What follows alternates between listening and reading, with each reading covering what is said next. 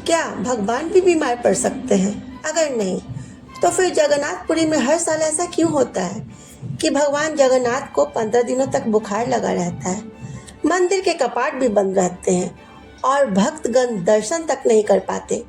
क्या यह सिर्फ एक परंपरा है या इसके पीछे छिपा है कोई गहरा आध्यात्मिक रहस्य? जैसा कि आप सब जानते हैं, 29 जून को स्नान पूर्णिमा के पावन अवसर पर भगवान जगन्नाथ का 108 पवित्र कलशों से महाअभिषेक हुआ। तब से भगवान अंसर लीला में है और आज 6 जुलाई है। भक्तों की आंखें उस शुभ क्षण का इंतजार कर रही है जब 16 जुलाई को भगवान रथ पर विराजमान होकर अपने भक्तों को दर्शन देंगे। लेकिन इन 10 दिनों में मंदिर के भीतर क्या क्या होता है, आइए इस दिव्य यात्रा को विस्तार से जानते हैं।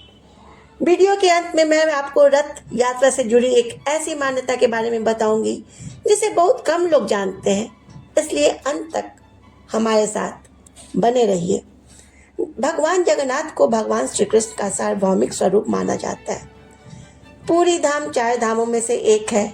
यहाँ भगवान जगन्नाथ, बलभद्र और माता सुभद्रा एक साथ विराजमान है। हर वर्ष लाखों श्रद्धालु उनके दर्शन के लिए आते हैं।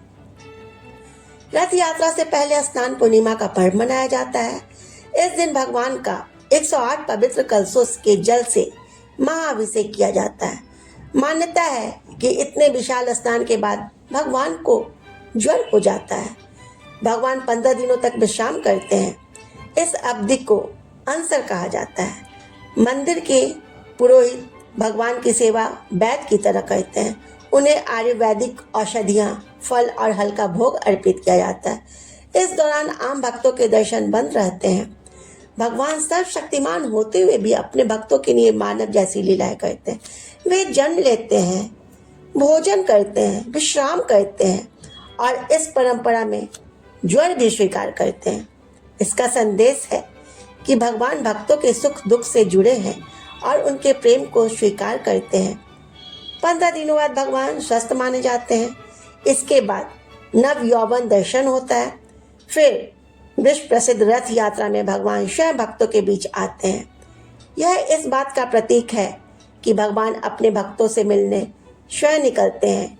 भगवान जगन्नाथ का बुखार कोई साधारण घटना नहीं, बल्कि प्रेम, करुणा और भक्ति का अद्भुत संदेश है। यह हमें सिखाता है कि ईश्वर अपने भक्तों से इतने निकट हैं कि वे उनकी भावनाओं को अपनी लीला का हिस्सा बना लेते हैं।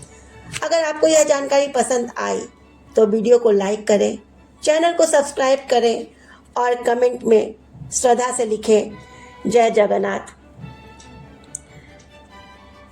16 जुलाई का वह दिन आएगा जिसका आप सबको बेसब्री से इंतजार रहता है। इस दिन ही भगवान स्वयं अपने भव्य रथ पर विराजमान होकर मंदिर से बाहर निकलेंगे। लाखों भक्त रथ की रस्सी खींचेंगे। मान्यता है कि श्रद्धा से रथ खींचना भगवान की विशेष कृपा प्राप्त करने का माध्यम माना जाता है। उस दिन पूरी की गलियां केवल रास्ते नहीं रहती, बल्कि भक्ति का धारा बन जाती है। भगवान जगन्नाथ की यह यात्रा हमें सिखाती है कि जीवन में विश्राम भी आवश्यक है। कठिन समय भी आता है, लेकिन उसके बाद नया उत्साह और नई शुरुआत भी होती है। जैसे भगवान अंसर के बाद फिर से भक्तों के बीच आते हैं, वैसे ही हमारे जीवन का अंधकार भी एक दिन प्रकाश में बदल जाता है। अगर आप भी 16 जुलाई की रथ यात्रा का बेसब्री से इंतजार कर रहे हैं तो मेरा आपसे नम्र निवेदन है, एक बार कमेंट में श्रद्धा से लिखिए, जय जगन्नाथ। इस वीडियो को अपने परिवार और मित्रों के साथ जरूर साझा करें ताकि अधिक से अधिक लोग इस दिव्य यात्रा का दर्शन कर सके। और जैसा कि मान्यता है कि श्रद्धा और भक्ति से भगवान के रथ की रस्सी खींचने का सौभाग्य मिलना अत्यंत पुण्यदायी माना जाता है। भक्त इसे भगवान के निकट आने का प्रतीक मानते हैं। तो आने वाले 16 जुलाई को हम लोग भी इस पावन पर्व में शरीक हो सके, ऐसी ही कामना है।